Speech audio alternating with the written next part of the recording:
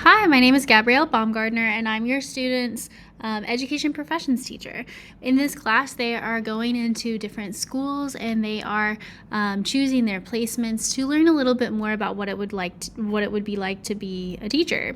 They are not actually in class at the high school a whole lot, but I do a lot of communicating with them online and through our Canvas page. So during this video, I'm going to show you some of the ways that I'm trying to hopefully help keep everybody organized, and then the key things that you would need to know to help your student be successful. So first things first, the Canvas page. When you open it up, there is a home page that looks relatively similar to most of the ones you've probably seen when you're looking at other parent videos. The difference is with my Canvas page, any of the time that a student is going to need to be in class, I'm going to go ahead and make the whole entire box purple for in class. That's a thing that I've told them. I also write in class on them, but just right away, if you were to do a quick glance and you saw that it was purple in class, that means your student is coming in to see me.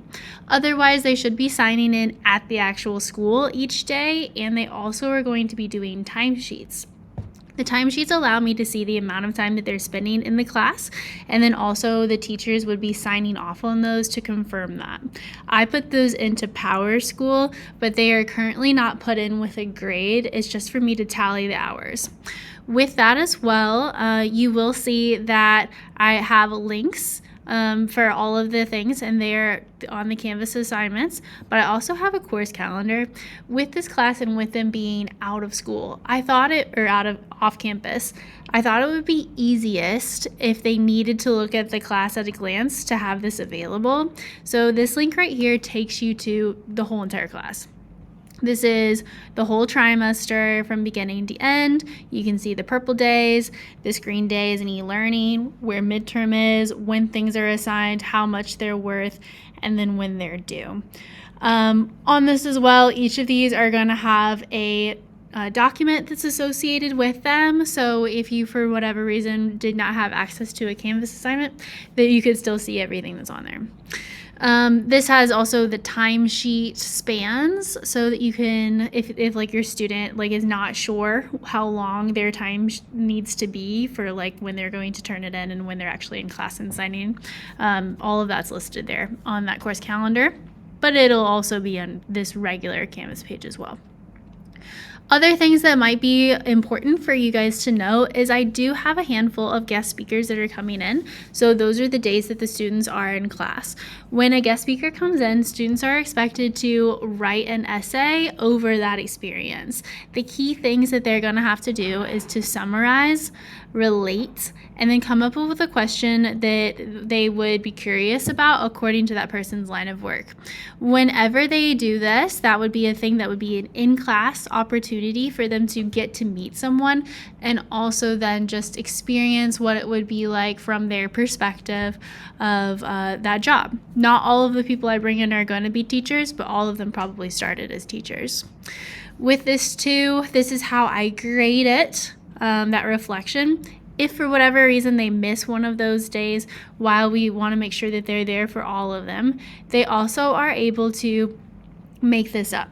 Now the makeup for it is a little bit more work than the actual thing itself, because to be a teacher, missing a day is harder than coming to school. When you come to school, you've been planning and you're prepared and you can explain and turn things, if you need to turn things around because they're not working out, you can do that because you're present. But when you're not there, it requires a teacher to be even more prepared for all of the situations. So with that, I have come up with a rather lengthy makeup thing for the same amount of points. In this assignment, they would need to go through and they are going to write subplans, and those subplans would just be based off of one of the days that they've already had in class, not expecting them to come up with their own thing at all. I also, in this, am asking them to find a resource that is either written or a video or something along those lines, maybe a podcast, that talks about the topic that would be happening in class that day. So let's say my students are learning about multiplication, then I would need to find a video or resource similar to that would have to do with multiplication. And then the third thing is a little bit more different. So this one needs to be some sort of either manipulative or game that the student could engage with that is still about that same topic, but is not your standard video or written kind of text that would go along with it. Those three things together are going to be graded according to this right here, and you can see it's a rubric and maps out exactly how they would be getting those points associated.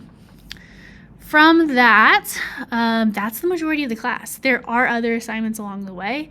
Those other assignments are, all visible.